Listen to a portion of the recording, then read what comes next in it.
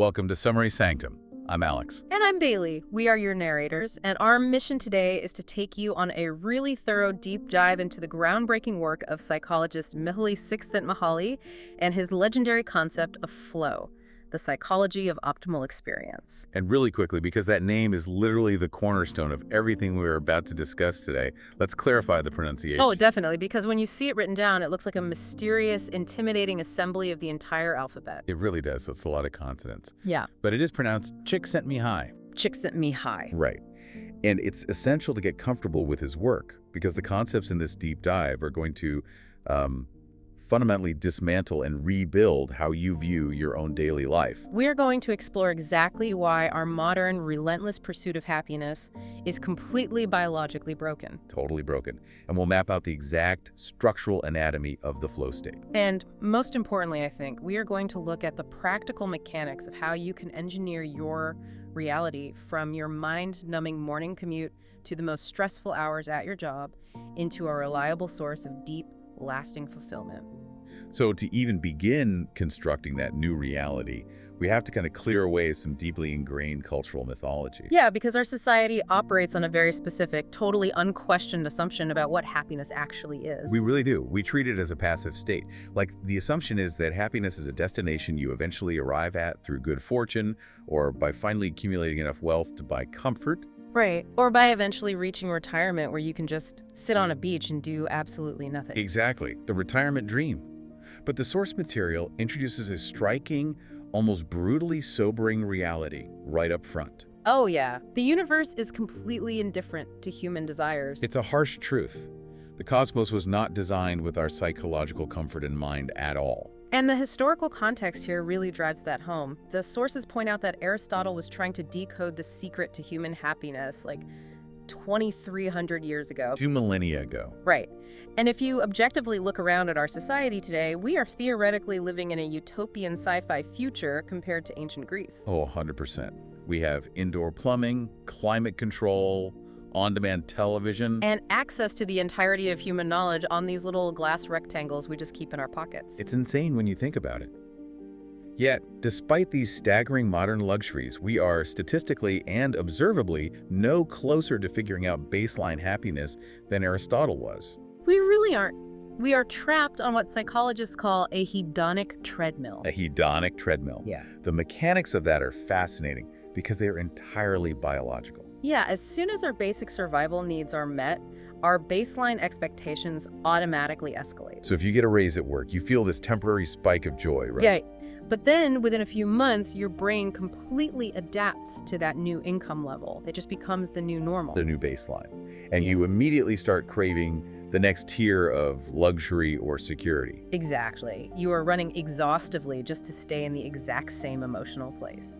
And the reason this treadmill is so relentless comes right back to that limited processing capacity we mentioned at the very start. Let's really dig into that limit, actually, because the math of human existence is kind of staggering. It really is. So Yeah. if our consciousness is essentially a clearinghouse, like a central processing unit that takes in sensory data from the outside world and internal data from our own bodies. Right. It has that unforgiving biological cap of 126 bits of information per second. And when you scale that up, assuming a standard 70-year lifespan and factoring in the hours you are actually awake, your entire life consists of processing about 185 billion bits of information. 185 billion. That is your entire existence. Every single memory of your childhood, every time you fell in love, every stressful meeting, every beautiful sunset, all of it. All of it has to be funded by that strict, finite budget of 185 billion bits. When you conceptualize your consciousness as a finite, non-renewable resource like that, the gravity of how you spend your attention becomes immense. It's huge. Because the budget is so incredibly tight, the specific information you actually allow through the doors of your consciousness literally dictates your subjective reality. Right, and the research categorizes the information we process into two opposing forces, psychic entropy and psychic nichentropy. Psychic entropy sounds like a term from a really dense science fiction novel. It totally does.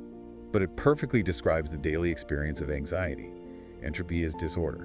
Right. So when information enters your consciousness that conflicts with your goals or threatens your sense of self. Say like an unexpected expensive car repair bill. Yes. or an ambiguous passive-aggressive email from your boss. Ugh, the worst. It creates internal chaos, and that chaos has a very real biological cost. Exactly. When you experience psychic entropy, your limited bandwidth is hijacked. You start catastrophizing about the future or ruminating on the past, your psychic energy is drained, your attention splinters, and you just feel entirely out of control.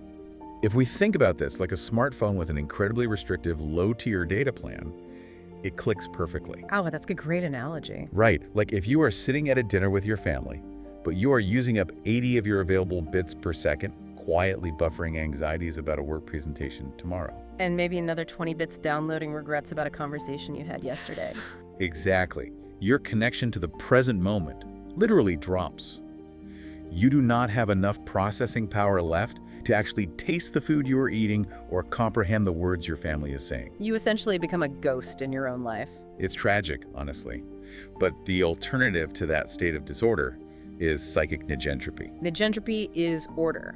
When the information coming into your brain aligns perfectly with your goals, your psychic energy flows smoothly without any friction. You aren't second-guessing yourself. You aren't worried about the future. No, and that highly ordered state of consciousness is the absolute foundation of what we call flow. So happiness, therefore, is not a smile or a temporary burst of pleasure from eating a good piece of cake. No, happiness is the sustained condition of having an ordered consciousness. Knowing that our mental bandwidth is so precious, the obvious question becomes, how do we purposefully organize it? How do we force out the entropy? And that takes us right into the anatomy of optimal experience. And what's so compelling about Csikszentmihalyi's research is that he didn't just study a bunch of college students in a sterile laboratory. Right, the demographic spread of this research is wild. Oh. Who all did they interview? They interviewed elderly Korean grandmothers, Navajo shepherds living completely off the grid, world-class chess masters. Oh, wow. Yeah, and assembly line workers in the industrial heart of Chicago, and elite highly trained surgeons. That is such an incredibly diverse group of people. You have people separated by vast oceans of culture, socioeconomic status, and age, engaging in wildly different activities. Yet, when they were asked to describe the moments when they felt their absolute best, when they were performing at their peak, their descriptions mapped out the exact same psychological territory. They all described a very specific set of conditions that organize their minds into a state of flow. The sources distill these shared experiences down into 8 distinct components. 8 components. And what's crucial is how these components seamlessly interact to essentially hijack the brain's processing power in the best way possible. It always starts with a very specific balance between the challenge presented by an activity and the skills a person actually possesses. So, if an activity presents a completable challenge, meaning it requires real effort but is not impossible, it demands that you merge your action with your awareness. Right, and that merging of action and awareness creates a state of deep concentration. This is the second component. Because the challenge requires your full attention, there simply aren't any leftover bits of processing power to dedicate to anything else. You can't think about your grocery list or your mortgage while you are in the middle of a complex surgical procedure. Or while navigating a difficult rock climbing route. Exactly. Your everyday worries simply cease to exist because they are literally starved of the bandwidth they need to survive in your consciousness. But for that deep concentration to hold, the brain needs extreme clarity. That's component 3, right? Clear goals. Yes. It needs to know exactly what the goal is from second to second. And component 4 is that it needs immediate, unambiguous feedback to know if it is succeeding. Think about a tennis player. The goal is perfectly defined by the white lines on the court. And the feedback is instantaneous. The second the racket strikes the ball, the player feels the vibration. To see the trajectory, and they know instantly whether the shot is good or bad. Yeah. They don't have to wait a week for a performance review to find out if they did a good job. Right. And that immediate feedback loop is what allows a person to continually adjust their actions in real time without breaking their concentration. And because the goals are clear and the feedback is instant, the person enters a state of profound absorption, excluding all distractions, which is component 5. Which then results in a deeply comforting sense of control, component 6. Or, more accurately, they lose that persistent background fear of losing control that plagues everyday life. Wait, hold on. This is the part of the research that seems completely contradictory to me. The paradox of control. Yeah. Because we are talking about activities that often involve objective, Literal life-or-death stakes. Right, like the rock climber. Exactly. If you are free soloing a rock face or deep sea diving, you are at the absolute mercy of gravity, weather, and equipment failure. One slip and you die. So true. How on earth does a brain register a situation with fatal consequences as giving a sense of control? I know, it is deeply counterintuitive. But the distinction lies in the difference between objective safety and psychological order. Okay, unpack that. The rock climber knows the mountain is dangerous. However, unlike the chaotic, unpredictable nature of normal life, where, a random macroeconomic shift can cost you your job regardless of how hard you work. Or a sudden illness can just upend your family. Exactly. Unlike all that, the mountain operates on strict physical rules. Gravity is consistent. Right. The climber has spent years developing the precise physical and mental skills required to navigate those specific rules. They aren't experiencing the actuality of absolute safety. They are experiencing the possibility of perfect control. If their skills match the challenge, perfection is attainable. Their fate is entirely in their own hands. Which provides a massive psychological relief from the ambiguous anxieties of the modern world. They are essentially creating a highly regulated micro-universe where their actions directly and predictably dictate their outcomes. And because they are so deeply embedded in this micro-universe, the ego component 7 entirely vanishes. Right, that exhausting, constant voice in your head that worries about how you look or what people think of you. Or whether you were being awkward. It just shuts off. There is a complete loss of self-consciousness during the flow state. But the fascinating aftermath is that once the activity is over and the person steps back into normal reality, their sense of self emerges vastly stronger and more complex than it was before. It emerges stronger precisely because they successfully navigated the challenge. They proved to themselves that they could impose order on chaos. And while they were doing it, their perception of time likely warped entirely. That's the 8th and final component. Time distortion. Time distortion is a universal hallmark of flow. Hours can feel like minutes. You sit down to write, or paint, or code, and suddenly the sun is setting. Or, in highly intense physical scenarios, time seems to stretch out. Like a ballet dancer executing a complex mid-air rotation. They might experience a fraction of a second as if it were moving in slow motion, granting them the perceived time to make microscopic postural adjustments before landing. So we had this incredible blueprint. We know that if we balance skill and challenge, clarify our goals, secure immediate feedback, and eliminate distractions, we can theoretically trigger this deeply fulfilling state. Where anxiety vanishes and time distorts. But how do we actually navigate into that space? I mean, we can't all become elite surgeons or rock climbers. No, definitely not. How do you practically find the entry point into flow? The entry point requires navigating a very sensitive, dynamic boundary between two distinct negative states: boredom and anxiety. The research provides a brilliantly simple model for this, often called the flow channel. Imagine a graph. The vertical axis represents the difficulty of a challenge, ranging from low to high. And the horizontal axis represents your personal skill level, also from low to high. The space right in the middle, running diagonally up the graph where challenge and skill are perfectly balanced, is the flow channel. Let's track a person moving through that graph. Say you decide to take up tennis. On day 1, you are in phase 1. Your skill level is practically 0. You barely know how to hold a racket. Therefore, the only challenge you are given is simply hitting the ball over the net. It's a very low challenge, but because you have very low skill, the two forces balance out. You are completely absorbed in the mechanics of your swing. You are in flow. It feels great. But human beings are learning machines. The more you hit the ball over the net, the better your muscle memory becomes. Eventually, your skill level increases. You move into phase 2. Hitting the ball over the net no longer requires your full concentration. It becomes too easy. Because your skill now significantly outweighs the challenge, your psychic energy isn't fully utilized. Your mind starts to wander to what you're going to make for dinner. You enter a state of boredom. And boredom is an uncomfortable form of mild psychic entropy. Your brain desperately wants to be engaged. So to cure the boredom, you decide to play against a significantly better opponent. But let's say this opponent is a former college champion.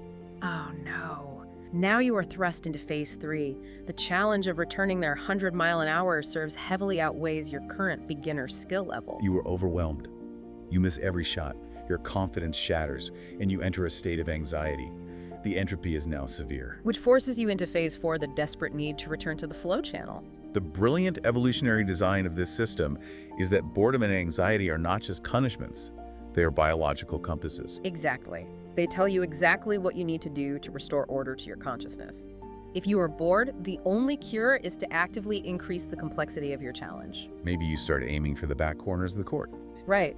But if you are anxious, the only cure is to increase your skill level through dedicated practice until you can handle the harder serves. It's an engine of constant perpetual growth.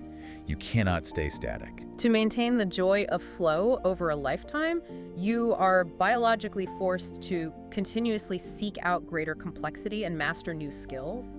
When you look at the grand arc of human history, this biological drive to avoid boredom and anxiety by seeking complex challenges is arguably the engine of all cultural and technological evolution. We didn't invent complex mathematics or explore new continents simply because it was practical. We did it because the human mind demands increasingly complex challenges to stave off chaos. But this is where the theory hits a massive speed bump in reality, I think. How so? Well, the tennis model makes perfect sense for sports or chess or learning an instrument activities that are literally designed as games with rule books and built-in progression. Right. But the vast majority of human life is not a game. What happens when the challenge is washing a sink full of dirty dishes? Or what happens when you work 40 hours a week at a completely mundane, repetitive data entry job? Exactly. How on earth do you find a flow channel in a sterile corporate spreadsheet? That is the central dilemma of modern life, and addressing it requires understanding one of the most vital concepts in this entire body of research, the autotelic experience. The word autotelic is built from two Greek roots, auto, meaning self, and telos, meaning goal. An autotelic activity is something you do entirely for its own sake. The reward is in the doing of the thing itself, not in some future external benefit like a paycheck, a trophy, or social status. The secret code here is that flow does not depend on the objective external difficulty of a task.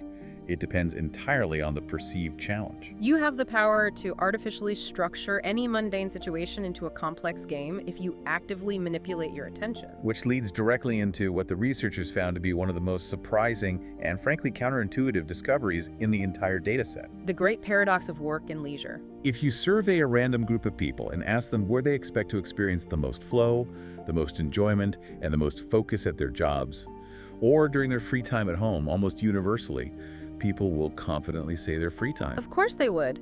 We culturally view work as a burden and the weekend as salvation.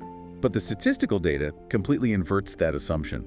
When the researchers actually tracked people's psychological states throughout the day, they found that people reported experiencing flow at work roughly 54% of the time. 54%. And during their highly valued, desperately anticipated leisure time, they only experienced flow about 18% of the time. A gap of 54% to 18% is staggering. It is. But when you apply the anatomy of flow to the workplace, it makes perfect logical sense. Work, even tedious work, naturally mimics the structure of a flow activity. A job usually provides you with very clear goals for the day. It offers immediate feedback. You either finish the report or you didn't, the customer is happy or they're angry. And it presents continuous challenges that require you to marshal your concentration. Even if you actively dislike your boss or your company, the sheer structural mechanics of having a job are practically designed to organize your consciousness and stave off psychic entropy. The sources provide some incredibly vivid examples of people who have essentially hacked their mundane jobs to maximize this autotelic experience. Take Serafina, for example. Serafina. She is a 76-year-old alpine farmer. Her life consists of waking up before dawn to perform brutal, repetitive, exhausting physical labor. She milks cows, hauls feed, tends to crops, and carts heavy loads of wool. By all modern standards, her life should be defined by drudgery and physical pain. Can you imagine waking up before dawn at 76 to haul wool? I really can't. Yet when researchers interviewed her, they found she approaches every single one of these chores with profound focus and care. She pays attention to the subtle changes in the weather, the moods of her animals, the efficiency of her movements. She has turned her survival into an intricate daily dance. When they asked her the ultimate hypothetical question, what would you do if you won the lottery, had unlimited money, and never had to work another day in your life? Her response was that she wouldn't change a single thing. She would wake up tomorrow and milk the cows. Her work isn't a means to an end. Her work is her autotelic flow state. Then you have someone like Rico. Serafina is out in nature, but Rico works on a loud, sterile industrial assembly line in a factory. His job involves performing the exact same mechanical sequence of movements on hundreds of times a day, 5 days a week. It is the textbook definition of a soul-crushing, mind-numbing job. But Rico doesn't allow his mind to succumb to boredom. No, he treats his specific assembly station like it is a high-stakes Olympic event. He constantly times himself, analyzing his own micro-movements to shave fractions of a second off his assembly time. He actively fabricates his own internal challenges to match his growing muscle memory. He essentially hallucinated a complex video game over top of a mindless factory job, and because of that, he experiences deep flow where others experience misery. And consider Joe Kramer, a factory welder mentioned in the texts. He repairs complex machinery. But instead of just following a manual, he utilizes a process he calls empathic identification. Wait, empathic identification with a machine? Yes. When a massive, complicated machine breaks down, he literally stands in front of it and tries to imagine himself as the machine, feeling where the internal friction or failure might be occurring. That is amazing. Yeah. He turns mechanical repair into an exercise in profound empathy and imagination. And what's fascinating is that Joe doesn't turn off this autotelic mindset when he clocks out. He goes home and applies the same intense, structured energy to building elaborate rock gardens in his yard. Engineering intricate sprinkler systems that produce perfectly angled rainbows. He forces his entire environment at work and at home to yield complex challenges. But hearing about Joe brings us right to the jagged edge of the great paradox. If work provides this structure, and people statistically feel more active, more creative, and more deeply focused while they are on the clock, why do they consistently report in these same studies that they would rather be doing nothing? right, why do we constantly complain about work and yearn for the weekend? And yet, when we finally get home and have that unstructured, totally free leisure time, when we finally get to just flop down on the couch and turn on the TV, the data shows we instantly report feeling apathetic, dull, dissatisfied, and lonely. It is a profound cognitive dissonance. We desire free time, but we are terrible at managing it. The core issue is the difference in how energy is mobilized. At work, the external environment forces your concentration. If you don't focus, you get fired. In your leisure time, there is no external force demanding your attention. You have to generate the structure yourself, and that requires an initial, often uncomfortable investment of psychic energy. Think of it like a treadmill. Work is a treadmill that is bolted to the floor and already running at 5 miles an hour. When you step onto the factory floor or into the office, the belt is moving. You are forced to run. It demands your physical and mental engagement, and while you might sweat and complain, by the end of the day, your muscles are engaged and you feel a sense of accomplishment. Leisure time, on the other hand, is a very expensive, high-tech treadmill sitting silently in the corner of your living room. It's turned off. To get the benefits, you have to walk over to it, consciously program the speed, set the incline, and actively force yourself to start running. Because that requires a significant initial burst of willpower and psychic energy, most of us just look at the treadmill, sigh, and flop onto the couch next to it instead. That analogy perfectly illustrates the trap of passive entertainment. Watching television, endlessly scrolling through social media, or passively consuming content requires almost zero mental bandwidth. It organizes no complex information in your brain. Because it doesn't challenge you, your skills begin to atrophy. Your mind, lacking a goal to focus on, inevitably drifts back toward psychic entropy.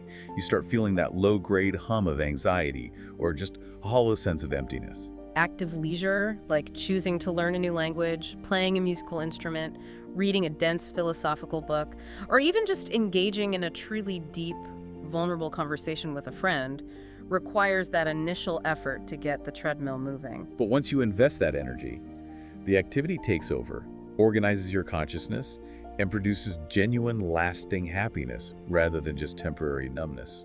So, if active leisure and finding joy in mundane work require this kind of deliberate, strenuous effort, it raises a major developmental question. What kind of person naturally approaches life this way? Are some people just genetically lucky, born with an autotelic personality? Or is this something that is built over time? While there might be slight neurological variances in how easily some people can focus their attention, the research strongly indicates that an autotelic personality is primarily shaped by environment. Specifically, the family environment a person grows up in. The researchers identified what they call the autotelic family context, which provides a very specific psychological incubator for children. Let's visualize what growing up in that kind of household actually looks like, because it is remarkably structured. Imagine a hypothetical Tuesday evening in an autotelic family. The first trait present is clarity. The children aren't guessing what mood their parents are in or what the rules of the house are today. The expectations and the feedback are completely unambiguous. Building on that clarity is the second trait, centering. If the teenager is sitting at the kitchen table building a model airplane, the parents are genuinely engaged in that present moment. They are asking about the glue, the wings, the immediate challenge the child is facing. They are not hovering over them, constantly projecting anxiety about whether building model airplanes is going to look good on a college application or lead to a lucrative engineering career. Exactly. They validate the child's present experience rather than obsessing over their future utility. And within that centered environment, the child is given choice. They have the freedom to choose their own activities, and importantly, they have the freedom to fail or even break the rules, as long as they clearly understand and are prepared to face the predictable consequences. Because there is clarity, centering, and choice, the family develops the fourth trait, which is commitment. There is a bedrock of deep, unshakable trust. The child knows they are safe. Therefore, they do not have to spend their precious 126 bits of processing power per second keeping their defensive shields up. They don't have to constantly scan the room for emotional landmines or protect their fragile ego from unpredictable criticism. And when a child can completely drop their defenses, they are ready for the fifth trait, challenge. The parents actively and consistently provide the child with increasingly complex opportunities for action, whether that's encouraging them to read harder books, take on more complex chores, or navigate difficult social situations. When you blend those five traits together, clarity, centering, choice, commitment, and challenge, you realize that this family dynamic perfectly mirrors the exact 8 components of the flow state we mapped out earlier. The family unit itself is operating as a flow training simulator. By removing the psychic entropy of a chaotic childhood, the parents free up all of the child's mental bandwidth to become fully, unselfconsciously immersed in the act of learning and growing. But we have to address the reality of the listener. What if you didn't grow up in a perfect, harmonious, autotelic family? Right. What if your childhood was defined by chaos, unpredictable parents, emotional volatility, or strict authoritarianism? Are you permanently locked out of this state? Are you doomed to a life of psychic entropy just because your early environment lacked clarity and commitment? That is the fear, isn't it? But the source material is deeply optimistic and reassuring on this exact point. The autotelic self is not permanently fixed in childhood. It can absolutely be consciously developed at any stage of adult life. However, it requires active, deliberate training. You essentially have to reparent your own mind. You have to consciously practice setting clear goals for yourself. Force yourself to become fully immersed in uncomfortable activities. Train yourself to pay microscopic attention to your environment and slowly rewire your brain to find joy in immediate experiences rather than constantly delaying your gratification for some imaginary future payoff. And the most practical place to begin that adult retraining program is by taking absolute control of the most immediate, accessible tools you possess, your physical body and your internal mind. Let's start with the body. We culturally associate physical flow with extreme athletes or Olympic gymnasts. But the text makes a vital point. You do not need to be an elite athlete to transform physical movement into a complex flow activity. Even the most basic, universally mundane physical act like going for a walk can be engineered into an autotelic experience. If you are just trudging down the sidewalk to the grocery store because you ran out of milk, your mind is likely swimming in entropy. You are annoyed, you are rushing, you are distracted. It is a chore. But you can instantly change the rules of that reality. You can set a goal to take a highly specific, geographically challenging route. You can challenge yourself to maintain a precise walking pace. You can force your attention outward, challenging yourself to notice 5 pieces of specific architectural detail on the buildings you pass that you've never seen before. By imposing rules, managing your attention, and measuring your progress, you have fundamentally transformed a boring physical chore into an intricate, personalized game. This specific method of bodily control connects deeply to ancient Eastern traditions. The text draws extensive, fascinating parallels between Western psychological concepts of flow and Eastern disciplines like yoga, martial arts, and Zen meditation.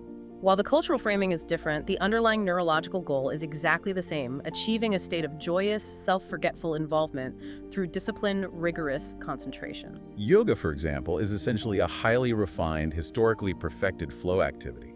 It isn't just stretching. No, it involves progressive stages of taking absolute control over physical sensations, then mastering the rhythm of breathing, and eventually taking control of attention itself, intentionally starving the mind of chaotic, entropic thoughts. And we could exert this same disciplined control over our other physical senses. Let's look at auditory input. There is a massive psychological difference between passively having a Spotify playlist running in the background while you anxiously write emails versus the act of active listening. To actively listen to music, to deliberately set aside the time, sit in a designated space, close your eyes, anticipate the chord progressions, and mentally analyze the layered structure of the symphony or the song is to ward off anxiety. It demands so much bandwidth to organize that complex auditory information that it leaves zero room for your daily worries. The same principle applies to how we consume food. If you are standing over your kitchen sink, frantically gulping down a cold sandwich so you can get back to work, you are merely fulfilling a biological necessity. But if you decide to develop a cultivated palate, if you invest energy in learning the complex cultural history of a specific cuisine, or if you engage in the high-stakes, real-time challenge of cooking a difficult multi-course recipe, you have elevated eating into an art form. You have created a flow state out of dinner. Mastering the body is the first step, but moving inward to master the mind presents a much steeper challenge. And the reason for this is somewhat terrifying. The natural default state of the human mind is chaos. Research in sensory deprivation and isolation shows that if you leave a person completely alone in a quiet, dark room with absolutely no external stimulation, their thoughts do not naturally settle into a peaceful, meditative calm. Without a task to focus on, the mind rapidly unravels. It begins to loop on unresolved anxieties, past regrets, or deeply buried fears. To prevent this collapse into entropy, the mind desperately needs symbolic systems to keep itself ordered. This biological necessity is exactly why humanity invented complex language, mathematics, poetry, and philosophy. We built these systems to give our minds a jungle gym to climb on so they wouldn't tear themselves apart. There is a brilliant, almost cinematic anecdote in the sources that perfectly illustrates how to use these symbolic systems defensively. It involves a physicist named Professor Meyer Leibniz. Because of his academic standing, he frequently found himself trapped in incredibly tedious, mind-numbingly boring university lectures and administrative meetings. Most people in that situation would just let their eyes glaze over, succumb to the frustration, and let their minds wander into angry entropy about how their time was being wasted. But Professor Meyer Leibniz refused to be a victim of his boring environment. He invented an incredibly complex, covert mental game. He developed a highly specific, predetermined sequence of subtle finger taps. The sequence was so mathematically intricate that it took him exactly 12 minutes to complete one full cycle. While the boring administrator droned on at the front of the room, the professor was secretly executing this physical and mental algorithm. By tracking exactly where he was in the tapping sequence, he could measure the rhythm of his own trains of thought. He essentially constructed a portable, invisible flow channel that he could deploy anywhere, keeping his consciousness perfectly ordered and deeply challenged while entirely surrounded by boredom. He built a fortress inside his own mind, and that leads directly to a crucial, highly contentious point the author makes about the role of memory. Throughout most of human history, before the invention of the printing press, and certainly before smartphones and cloud storage, cultivating a vast internalized memory was considered one of the highest forms of intellectual achievement. You memorized epic poems, historical genealogies, and mathematical formulas. Today, rote memorization is often dismissed as an outdated, unnecessary educational relic. But the psychological reality is that having a richly stocked, deeply cultivated memory means you carry an entire, complex, symbolic system within you at all times. Let me stop you right there, because this is where the modern listener is absolutely going to push back. Oh, for sure. I am looking at my smartphone right now. I have a search engine in my pocket that can access the entirety of recorded human knowledge in 0.4 seconds. Why on earth would I spend the grueling hours required to memorize a Shakespearean sonnet or the chronological dates of the Roman Empire when I can just look it up? Doesn't it make more sense to keep my limited brain space empty and optimized for active problem solving, rather than using it as a dusty storage locker for facts? It's the most logical modern argument, but it fundamentally misunderstands the purpose of memory in relation to autonomy. The text argues fiercely that a stocked memory is not about practical data retrieval. It is about providing yourself with an enriched, unassailable internal life that is completely independent of external stimulation. If you rely entirely on an external device, a screen, or the surrounding environment to provide you with information, entertainment, and order, you are fundamentally at the mercy of the outside world. If the Wi-Fi goes down, or if you are stuck in a waiting room without your phone, your mind instantly collapses into boredom and entropy. Furthermore, without an internalized, deeply understood symbolic system, whether that is a comprehensive grasp of history, a love for classic literature, or a working knowledge of advanced mathematics, you lack the internal framework required to critically evaluate the information you are being fed. People with empty internal frameworks are easily manipulated by social controls, political rhetoric, and marketing, because they have nothing solid to anchor their reality against. Cultivating your mind through amateur science, writing poetry, or studying philosophy, and crucially, doing it purely for the autotelic joy of understanding how the universe works, not to get a degree or win an award, fortifies your consciousness against chaos.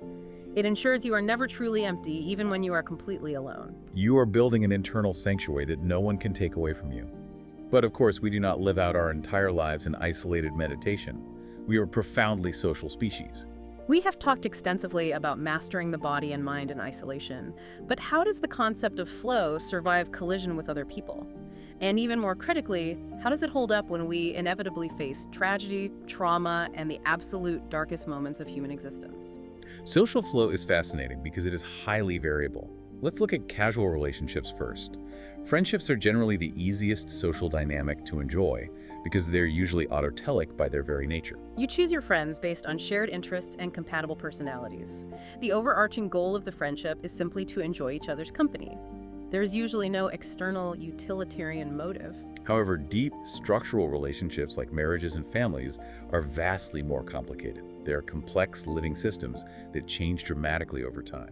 If a married couple relies entirely on the initial, effortless spark of romance they felt in the first year, the relationship will inevitably succumb to entropy. People grow, careers change, children arrive, and the baseline shifts. It's the tennis model playing out over decades. If you just keep hitting the exact same conversational ball over the net the exact same way for 20 years, you are both going to get terminally bored. The relationship becomes stagnant. To keep a marriage or a family within the flow channel, it requires constant, deliberate reorientation. You have to actively seek out new shared goals, face new external challenges together, and invest serious psychic energy into continually learning about how your partner is evolving. You have to actively choose to increase the complexity of the relationship. But what happens when those relationships are absent? What happens at the absolute opposite end of the spectrum? The researchers describe profound, enforced solitude as the ultimate stress test of human consciousness. When we are around other people, they constantly provide us with feedback, demand our attention, and naturally organize our minds. Without that external social scaffolding, our minds can unravel terrifyingly fast. There is a harrowing, unforgettable anecdote in the sources about a solo sailor attempting to cross the ocean alone. Early in the voyage, his boat's refrigeration system completely failed, and a large carton of eggs spoiled, turning into a foul, rotting mess. A few days later, the boat hit a dead calm. There was no wind whatsoever. For days, he was completely becalmed in the middle of the ocean. There were no sails to adjust, no storms to navigate, no tasks to perform. The absolute absence of challenge. Exactly. The deafening silence, the isolation, and the total lack of external demands were driving him literally insane. He was experiencing catastrophic psychic entropy.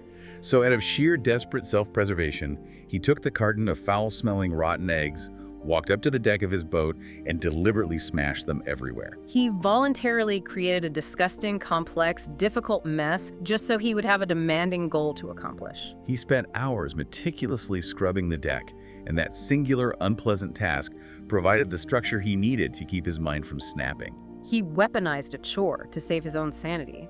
It proves unequivocally that we desperately need tasks to prevent mental chaos, and we will violently invent them if our environment doesn't provide them. But sometimes, we don't have to invent the chaos.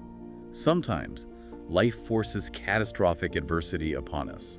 And this brings us to perhaps the most profound, emotionally resonant part of Csikszentmihalyi's entire body of work.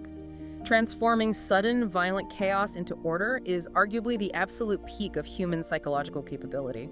The sources distinguish between two entirely different methods of coping with extreme stress and tragedy: immature, regressive coping, and mature, transformational coping. Regressive coping is the default human reaction to trauma. When disaster strikes, the person withdraws, they deny the reality of the problem, they isolate themselves, or they attempt to numb the overwhelming psychic entropy with distractions, alcohol, or drugs.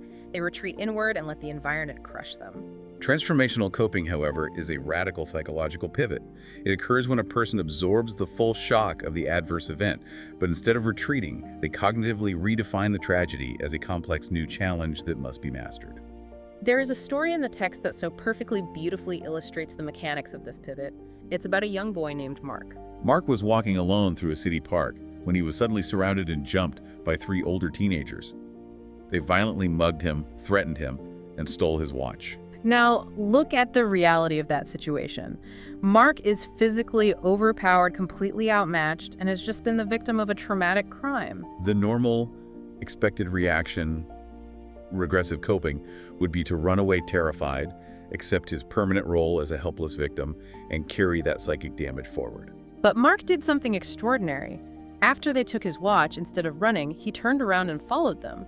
He calmly approached his muggers. He didn't fight them, but he explained that while the watch was cheap and practically worthless to them, it had been a gift from his parents and held immense sentimental value to him. And then he simply asked for it back. From a purely survival standpoint, that is an incredibly dangerous, risky move. But analytically, look at what Mark accomplished psychologically. In a matter of seconds, he completely changed the rules of the entire encounter. By speaking to them calmly and appealing to their empathy, he stopped acting like a terrified victim and forced them to stop acting like predatory monsters. He treated them like rational human beings capable of understanding sentimental value. He forced a massive structural paradigm shift onto this situation. And the craziest part is that it worked. The 3 teenagers were so completely disoriented by this sudden shift in the psychological rules that they actually stopped and took a democratic vote among themselves. 2 of the 3 teenagers voted to give the watch back, so they handed it over, and Mark walked away. He took a violent, chaotic mugging and mathematically transformed it into a civilized, democratic process. He exerted total psychological control over a seemingly helpless, physically dominant situation. And the research shows this same transformational coping operating on much grander, life-altering scales. The studies highlight individuals who suffered catastrophic, irreversible physical traumas. Men like Lucio and Franco, who both suffered accidents that left them paraplegic, permanently confined to wheelchairs. Or individuals like Pilar and Paolo, who tragically lost their sight and became completely blind. For many people, losing the use of your legs or your vision would be the end of their meaningful lives. They would succumb to permanent, bitter entropy. But these individuals utilized transformational coping to an astonishing degree. Lucio actually described his paralyzing accident as the moment he was born again, stating that it violently stripped away all trivial distractions and gave him a laser-focused clarity of purpose he never possessed when he could walk. Franco found profound autotelic meaning in dedicating his new life to advocating for and helping others with severe disabilities. They didn't just passively survive their tragedies, they actively found a deeply complex flow state in the supreme challenge of rebuilding their lives and mastering their new, severe physical limitations. Psychologist Richard Logan conducted extensive studies on people who survived the absolute extremes of human isolation, polar explorers trapped in the ice, or prisoners of war locked in solitary confinement for years. He found the exact same psychological mechanisms at play. People locked in tiny, empty, literal prison cells undergoing torture and starvation would invent incredibly elaborate mental games to survive. They would play entire 18-hole rounds of golf in their heads, visualizing every blade of grass and the wind speed. Or they would translate entire books into foreign languages, line by line, entirely within their memory. They deployed their internal symbolic systems to keep their consciousness ordered when their physical reality was a living hell. It is profoundly liberating to realize that our external environment, no matter how oppressive or painful, does not possess the ultimate authority to dictate our internal happiness. Even in a literal prison cell, if you can retain control over your attention, you can create a flow state and preserve your sanity. But achieving that, under extreme duress, requires a highly specific psychological trait that the researchers identify as unself-conscious self-assurance. This is the ultimate hallmark of the autotelic personality. When disaster strikes, a narcissistic or highly ego-driven person immediately panics. Their attention instantly turns inward in a spiral of self-pity. Why is this happening to me? This isn't fair. How does this make me look to other people? Their bandwidth is entirely consumed by protecting their ego. The autotelic person, possessing unself-conscious self-assurance, does the exact opposite. They drop their ego entirely and focus their attention outward onto the environment. They objectively analyze the new, terrible reality, hunt for hidden variables, discover new solutions, and immediately find a new direction to invest their psychic energy, a direction that remains securely outside the reach of the external forces trying to crush them. So as we pull back and look at the entirety of this philosophy, a final, monumental challenge emerges. Having isolated moments of flow is incredible. Playing a perfect game of tennis, having a deeply vulnerable conversation with your spouse, finding flow in a spreadsheet, or even surviving a traumatic mugging with your sanity intact. These are all vital victories. But isolated moments are not enough on their own. To achieve a truly happy, deeply fulfilled human life, you have to find a way to string all of those disparate, isolated moments of flow together into a cohesive narrative. You do. The ultimate overarching goal of Csikszentmihalyi's entire framework is to transform your life itself into one giant unified flow experience. And to accomplish that massive feat, you need what the research calls a life theme. A life theme is a supreme, overarching goal that provides context, meaning, and significance to every single minor action you take. The sources break these life themes down into two distinct categories. First, you can adopt an accepted theme. This involves looking at the established, traditional roles society offers and fully dedicating yourself to one.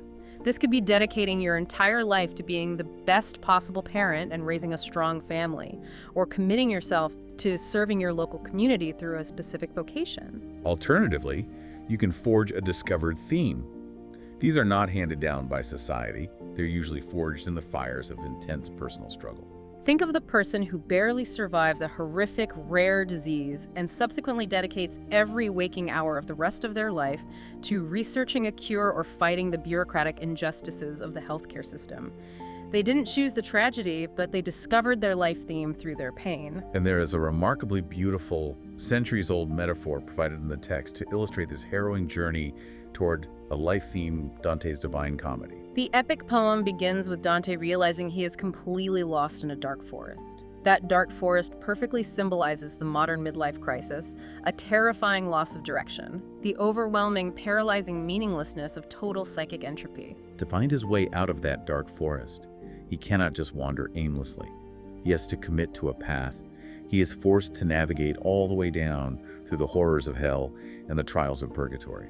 He survives this journey by using an enduring cultural model. He is guided by the poet Virgil, who represents reason, philosophy, and structured thought. By utilizing that ordered symbolic system, he eventually navigates through the chaos and arrives at paradise, which represents a psychological state of unified purpose and total cosmic harmony. Dante's journey tells us that profound meaning is not something you were just going to stumble upon while scrolling on your phone. It is not waiting to be found. Meaning is actively, painstakingly created. And the psychology tells us it is created through three distinct sequential steps. First is purpose. You must consciously choose a definitive end goal that demands enough of your attention to organize your mind. Second is resolution. Having a purpose means nothing if you don't act on it. You must dedicate your daily intentions and your physical actions relentlessly toward that goal. And the third step is a result of the first two, harmony. This is the ultimate state where your thoughts, your emotions, and your daily actions are all perfectly seamlessly aligned. When you possess that overarching purpose and you resolve to act on it every single day, the resulting harmony acts as an impenetrable shield against psychic entropy. You are no longer easily distracted by the 185 billion bits of chaotic, irrelevant information you will inevitably encounter over your lifetime. Your consciousness is permanently ordered. You know exactly who you are and exactly what you are doing. Which brings us to the end of our journey today. Thank you for dedicating your own precious mental bandwidth to joining us on this Summary Sanctum deep dive. We have covered the terrifying biological limitations of the human mind, the complex anatomy of optimal experience, the strange paradox of why we hate the work that actually keeps us sane, and how to survive the darkest forests of our lives by deliberately building an autotelic self. It is an immense amount of psychological framework to process, but it all ultimately points to a singular, profoundly empowering truth. You are the ultimate architect of how you experience reality. The chaos of the universe is a given, but your experience of it is entirely up to you. So as you step back into your day, we want to leave you with one final, practical thought to carry with you. Remember that smartphone data plan analogy? Your bandwidth is ticking away right now. The next time you find yourself trapped in a relentlessly tedious corporate meeting, or waiting in a painfully long, stagnant line at the grocery store, or staring down a sink full of dirty dishes, do not let your mind default to the easy, miserable path of anxiety or boredom. Pause for a single second. Look objectively at the mundane situation in front of you and ask yourself 3 questions. Where are the rules here? What is the specific goal? And how can I restructure my attention to turn this exact frustrating moment into a complex game? The ultimate quality of your life and the secret to a happy existence is hiding in your answers to those questions.